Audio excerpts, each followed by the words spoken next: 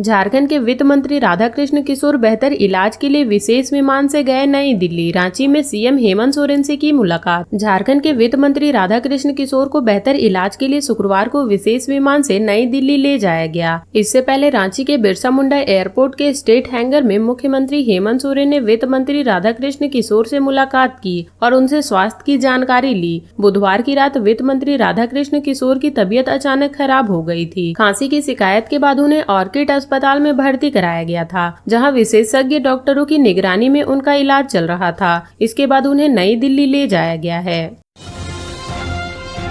गुमला में आंधी तूफान के साथ जमकर बारिश, ओलावृष्टि से किसानों को लाखों का नुकसान। झारखंड के गुमला जिले के घाघरा प्रखंड में शुक्रवार को अचानक मौसम का मिजाज बदला और आंधी तूफान के साथ जमकर बारिश हुई। इस दौरान ओलावृष्टि भी हुई। इससे किसानों को लाखों का नुकसान हुआ है। टमाटर, तरबूज सहित कई फसलें बड़े पैमाने पर लगाई गई है। मौसम के अचानक करवट लेने से किसानों को भारी नुकसान पहुँचा है। किसानों ने प्रखंड प्रशासन से मुआवजे का आग्रह किया है। किसान अंजू साहू ने कहा कि उन्होंने देवाकी में लगभग 40 एकड़ में टमाटर लगाया है।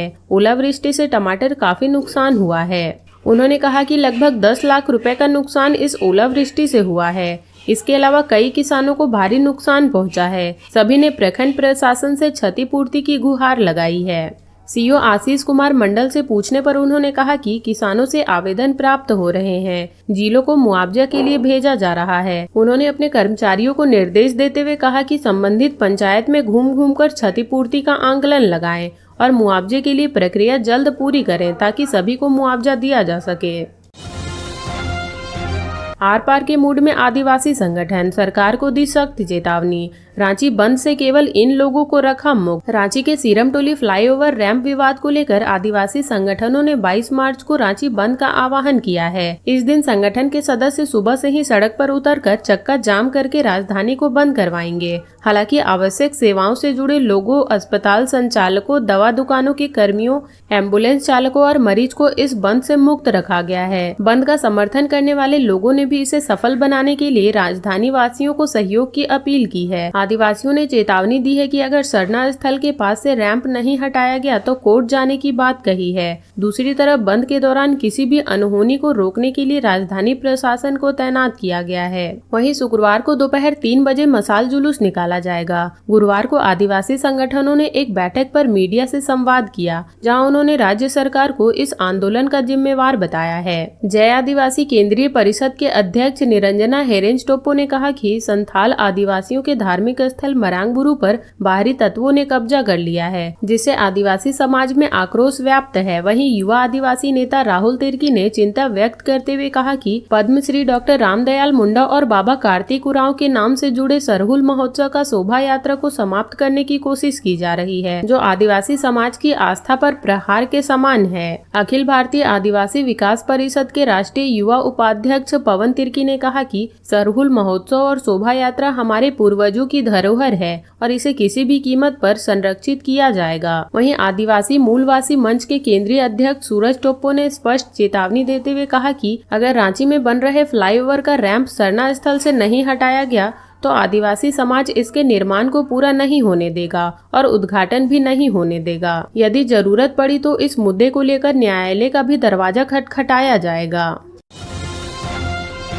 चतरा में अपराधियों के हमले से घायल अंकित गुप्ता की मौत, अब एसआईटी करेगी मामले की जांच। चतरा में अपराधियों के हमले से घायल युवक अंकित गुप्ता की मौत रांची में शुक्रवार को इलाज के दौरान हो गई। शहर के दीभा मोहल्ला में मातम छाया हुआ है। अभी सभी अपराधी पुलिस की गिरफ्त से फिलहाल बाहर हैं, लेकिन मामले की जाँच के लिए एसआईटी का गठन किया गया है। गुरुवार को शहर के मेन रोड में जामा मस्जिद के समीप करीब रात 8:30 बजे अपराधियों ने एक युवक पर जानलेवा हमला कर दिया, जिससे अंकित गुप्ता गंभीर रूप से घायल हो गया था। तत्काल सदर पुलिस व आम लोगों ने उसे घायल अवस्था में सदर अस्पताल लाया, जहां चिकित्सकों ने उसकी नाजुक स्थिति देखकर हजारीबाग सदर अस्पताल रेफर कर दिया। प्राथमिक उपचार के बाद युवक को वहीं से रांची का रिम्स अस्पताल रेफर कर दिया गया, जहां इलाज के दौरान आज सुबह उसकी मौत हो गई। जानकारी के अनुसार मृतक गुरुवार की रात को स्कूटी से पुराना पेट्रोल पंप की ओर से घर लौट रहा था। इस दौरान पहले से घात लगाए अपराधियों ने जामा मस्जिद के पास रोककर लोहे के रड, फाइटर, चाकू समेत अन्य चीजों से मारकर अधमरा कर दिया,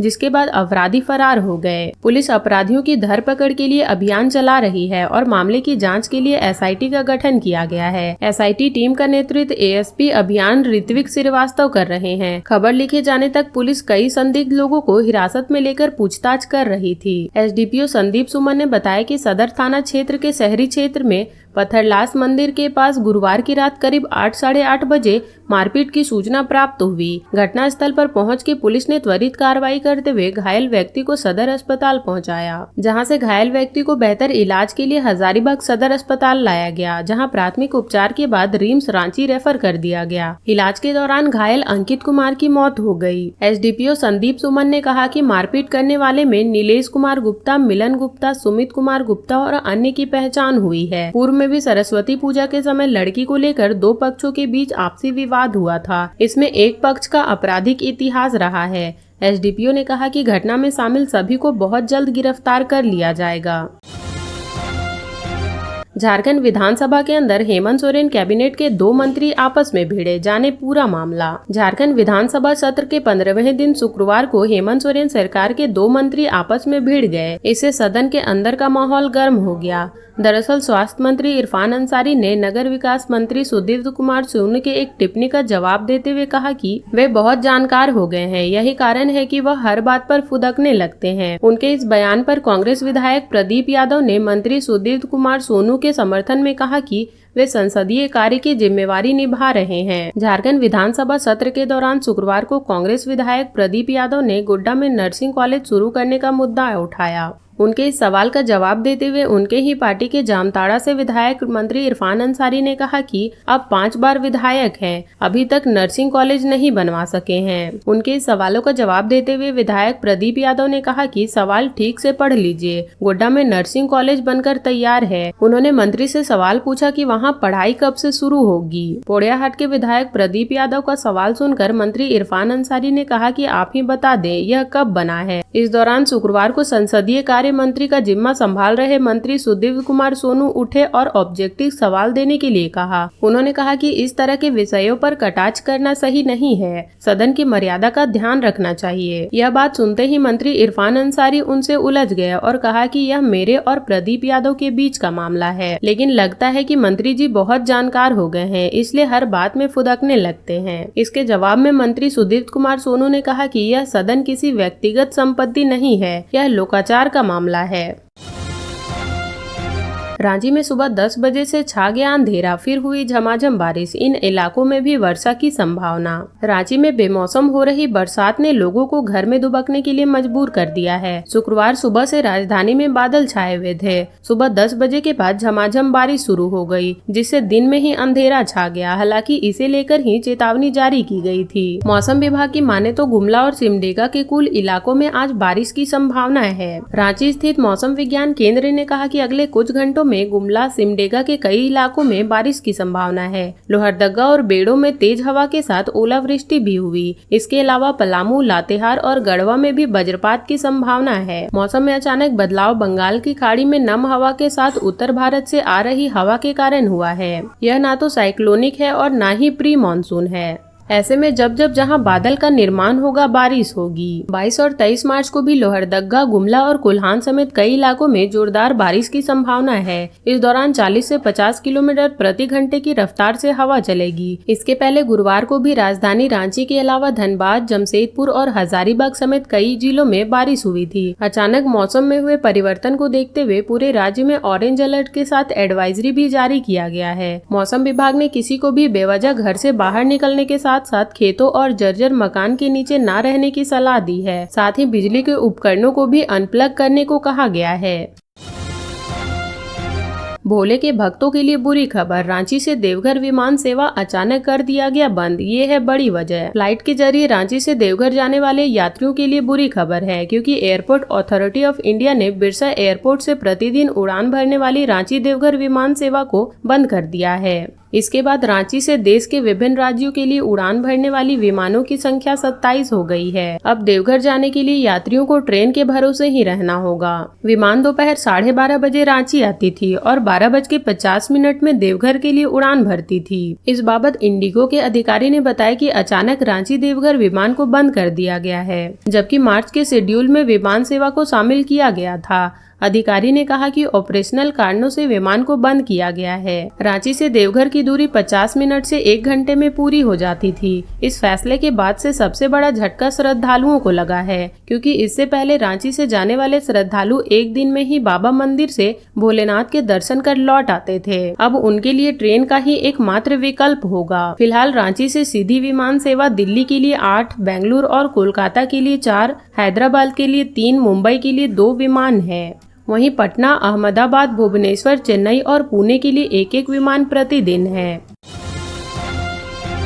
CNT-SPT एक्ट वाली जमीन पर अब लोन लेने में होगी आसानी, हेमंत सोरेन सरकार का बड़ा तोहफा। CNT-SPT एक्ट के अंतराल आने वाले जमीन पर अब बैंक लोन मिलने में आसानी होगी। राज्य सरकार बिरसा किसान इंटीग्रेटेड पोर्टल को ग्राहक के लिए बैंकों के माध्यम से ज्यादा उपयोगी बनाने जा रही है। अभी तक बैंकों से आदिवासी जमीन पर CNT एक्ट के कारण किसी भी तरह का लोन मंजूर करने में परेशानी होती थी। अगर ऋण की मंजूरी मिलती थी तो उसके लिए बैंकों को कई सरकार विभागों के साथ समन्वय स्थापित करने पड़ते थे। अब बैंकों के पास जमीन किस नेचर की है उसकी पूरी जानकारी होगी। SLBC कृषि उप समिति के साथ मंत्रणा कर नियमों को अब ज्यादा पारदर्शी बनाने में जुटा हुआ है। पोर्टल में 36.84 लाख लाभार्थी का डेटा होगा, जो अगले कुछ दिनों में उपलब्ध करा दिया जाएगा। इसके बाद बैंक अधिकारी खुद बैंक में बैठे बैठे ही एक क्लिक पर जमीन की पूरी हिस्ट्री आसानी से जान सकेंगे। अब ST-SC वर्ग में आने वाले लोगों के लिए CNT एक्ट के अंतर्गत आने वाली जमीन पर भी बड़े पैमाने पर लोन दिया जा सकेगा। झारखंड में कुल मिलाकर लगभग 9 लाख ऐसी महिलाएं हैं, जिनमें से 3 लाख महिलाएं HSC ऋण के माध्यम से खेती की गतिविधियों के लिए अपने परिवार के सदस्यों की मदद कर रही हैं। 90,000 महिलाएं स्वयं सहायता समूहों को अकेले JRC बैंक द्वारा कर्ज उपलब्ध कराया गया है। बस से चोरी 1 करोड़ रुपए से अधिक के जेवरात और नकदी बरामद। गोविंदपुर पुलिस ने new Maa Tara family restaurant Ratanpur GT road से गत 19 दिसंबर 2024 को मुजफ्फरपुर निवासी मतीहुर मान के बैग से सोना, चांदी, हीरा, आभूषण व 2 लाख रुपए नकदी समेत 1 करोड़ रुपए से अधिक की संपत्ति चोरी का उद्भेदन कर लिया गया है। पुलिस ने मध्य प्रदेश के एक गाँव से चोरी किया गया माल बरामद कर लिया है। वहीं कांड में मुख्य अभियुक्त को भी गिरफ्तार कर लिया गया है। यह जानकारी पुलिस उपाधीक्षक शंकर कामती एवं पुलिस इंस्पेक्टर रुस्तम अली ने गुरुवार को गोविंदपुर थाना में प्रेस कॉन्फ्रेंस कर दी। पुलिस उपाधीक्षक ने बताया कि अपनी पुत्री की शादी के लिए मतीउर रहमान कोलकाता के मुजफ्फरपुर जाने वाली बस कोलकाता में सवार हुए थे।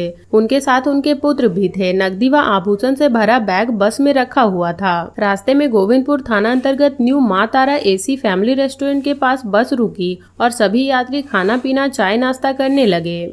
मतीउर रहमान बस से उतरना नहीं चाहते थे क्योंकि उनके पास बहुमूल्य सामग्री थी, परंतु उनके बेटे और पुत्र दोनों ने ही बस से उतरने के लिए दबाव बनाया। इस पर दोनों खाना खाने के लिए उतरे। जब खाना खाकर सभी बस में सवार हुए तो उनका बैग गायब था। घटना के बाद वरीय पुलिस अधीक्षक HP जनार्दनन द्वारा गठित SIT ने पुलिस उपाध्यक्ष मुख्यालय वन शंकर कामती एवं गोविंदपुर पुलिस इंस्पेक्टर रुस्तम अली के नेतृत्व में मध्य प्रदेश के धार जिला अंतर्गत बनवार थाना क्षेत्र के खेरवा जाहिर गांव में छापेमारी की। यहां से लगभग 1 करोड़ रुपए का सोना, चांदी एवं हीरे का आभूषण, रेडो कंपनी के 2 डायमंड वॉच, एक टाइटैनिक कंपनी की घड़ी एवं 2 लाख रुपए नगद समेत चोरी किए गए सामान बरामद हुए हैं। पुलिस ने इस कांड के मुख्य अभियुक्त अकरम खान पिता सत्तार खान को गिरफ्तार किया है। उसे जेल भेज दिया गया है। छापेमारी टीम में शामिल पुलिस अवर निरीक्षक दिनेश प्रसाद मेहता एवं विवेक चौधरी ने छापेमारी कर उक्त माल बरामद किया। इस उपलब्धि पर वरीय पुलिस अधीक्षक ने गोविंदपुर थाना के अधिकारियों को रिवॉर्ड देने का घोषणा किया है।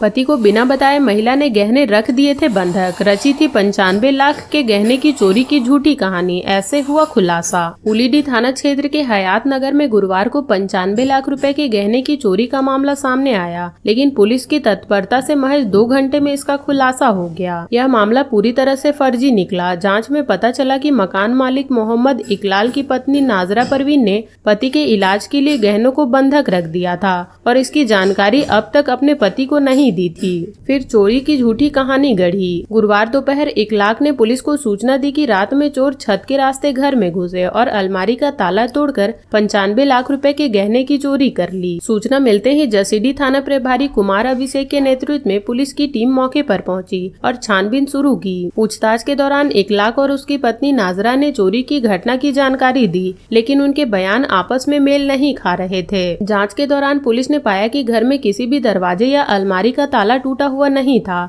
न ही कुंडी पर किसी तरह के निशान थे। शक होने पर पुलिस ने नाजरा परवीन से सख्ती से पूछताछ की तो उसने चोरी की झूठी कहानी बताने की बात कबूल की। नाजरा ने बताया कि उसके पति इकलाक की तबीयत लंबे समय से खराब चल रही थी। इलाज के लिए उसे पैसे की जरूरत थी, इसलिए उसने 2021 में ही धीरे धीरे गहनों को बंधक रखना शुरू कर दिया था। इस बारे में उसने इकलाक को जानकारी नहीं दी थी।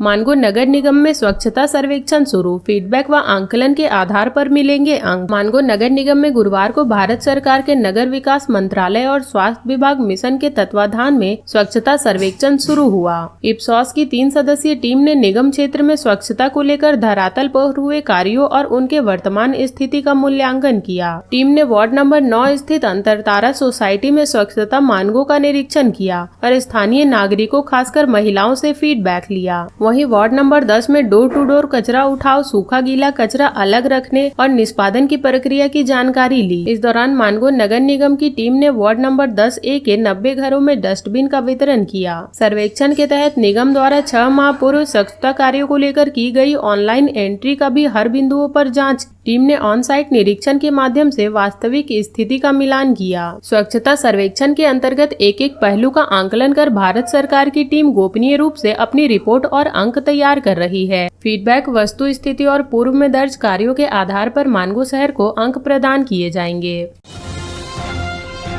मुंह की किसी भी समस्या की अनदेखी ना करें, डॉक्टर विमलेश। खासमहल सदर अस्पताल में वर्ल्ड ओरल हेल्थ डे कार्यक्रम का आयोजन गुरुवार को किया गया। इस मौके पर अगले 1 महीने तक चलने वाले इस कार्यक्रम में मौखिक रूप से संवर्धन और रोकथाम से संबंधित गतिविधियों का आयोजन के लिए सभी अस्पतालों एवं स्वास्थ्य केंद्रों में करने का निर्णय लिया गया है। इसका मुख्य उद्देश्य मौखिक स्वास्थ्य के महत्व पर जोर देना और माउथ क्लीनिंग के प्रति लोगों को जागरूक करना है। इस मौके पर दंत चिकित्सक डॉक्टर विमलेश कुमार ने बताया कि मुंह की सफाई सही ढंग से कर कई गंभीर समस्याओं को खुद से ठीक किया जा सकता है। बेहतर ओरल हेल्थ केयर के लिए सुबह के अलावा रात में भी सोने से पहले ब्रश अवश्य करें। उन्होंने बताया कि अगर मुंह से बदबू आ रही है, जीभ सफेद है, जीभ पर किसी तरह के जख्म दिख रहे हैं, मसूड़ों में खून आ रहा है, दांतों में सड़न है, मुंह में छाले हैं, तो इसे अनदेखा ना करें, तत्काल दंत चिकित्सक से संपर्क करें। बोकारो थर्मल में शॉर्ट सर्किट से दुकान में लगी आग, 50,000 का नुकसान। बोकारो थर्मल रेलवे क्रॉसिंग के समीप स्थित एसपाल जनरल राशन दुकान में गुरुवार की सुबह 9 बजे शॉर्ट सर्किट से आग लग जाने से हजारों का नुकसान हुआ है। घटना के संबंध में बताया जाता है कि दुकान के मालिक सुजन पाल गुरुवार की सुबह दुकान खोलने के बाद लाइट जलाकर किसी काम से बाहर चले गए। इसी दौरान आसपास के लोगों ने दुकान में धुआं निकलता देख श्री पाल को खबर दी। दुकान मालिक ने पहुंचकर शिबू पाल सहित अन्य लोगों की मदद से आग पर काबू पाया। इसी बीच सूचना पाकर CISF फायर की टीम भी पहुंची, परंतु तब तक आग पर काबू पा लिया गया था। दुकान के मालिक ने बताया कि आग लगने से दुकान का meter, wiring, deep freezer machine सहित लगभग 50,000 रुपए का नुकसान हुआ है। झारखंड के इन 3 जिलों में रेड अलर्ट, आंधी, तूफान, बारिश, ओलावृष्टि और वज्रपात की चेतावनी। झारखंड के खूंटी, सिमडेगा और पश्चिमी सिंहभूम जिले के कुछ भागों में अगले 2 से 3 घंटों में गरज के साथ वज्रपात की आशंका है। बारिश के साथ ओलावृष्टि भी हो सकती है। इस दौरान तेज हवाएं भी चल सकती है। मौसम विभाग ने रेड अलर्ट जारी किया है। आम लोगों से सतर्क रहने की अपील की है।